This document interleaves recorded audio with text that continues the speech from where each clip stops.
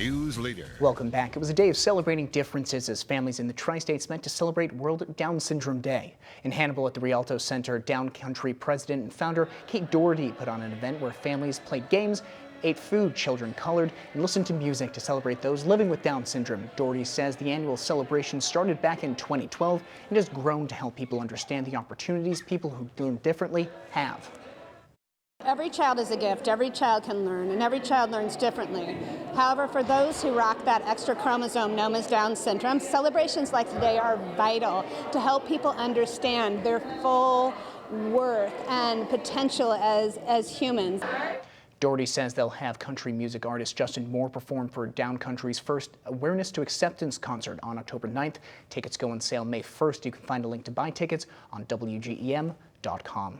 Moving into health headlines, March is National Caffeine Awareness Month. And even though most soda doesn't have as much caffeine as coffee or some tea, this caffeinated carbonated beverage can have serious health effects. Nancy Alvarez has details on some side effects soda lovers need to know. Is it soda or is it pop? Soda. I say pop. I say pop too, yeah. It's pop for me.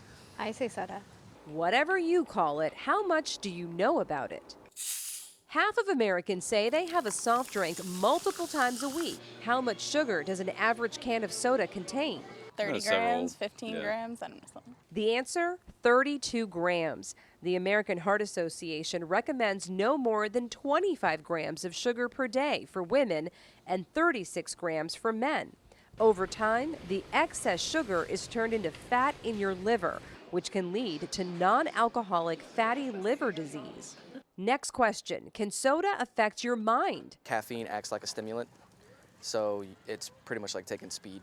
A study out of Australia found those who consumed 16 ounces of soda per day were 60% more likely of having depression, stress-related problems, and even suicidal thoughts. And just by consuming 1 to 2 cans a day can increase your risk for diabetes by 26%. I'm Nancy Alvarez reporting. If you think you're safe with diet soda, you might want to think again. A study found artificially sweetened soft drinks like diet soda were linked to increased risk for stroke and dementia. Now, from your weather authority, WGEM Storm Track Weather with meteorologist Logan Williams. Well, good evening, everyone. It was another warm day across the Tri-States. Taking a live look at our downtown Quincy Tower Cam, sponsored by St. Vincent's Nursing and Retirement Campus. Still pretty warm at this hour, 55 degrees. There is still a south-southeasterly breeze blowing at 9 miles per hour. Breeze has been hefty throughout the day, which caused those problems like we mentioned earlier at that house fire in Keokuk. 54 in Keokuk, currently 55 in Hannibal, 49 over in Novelty. Macomb is our cool spot at 47.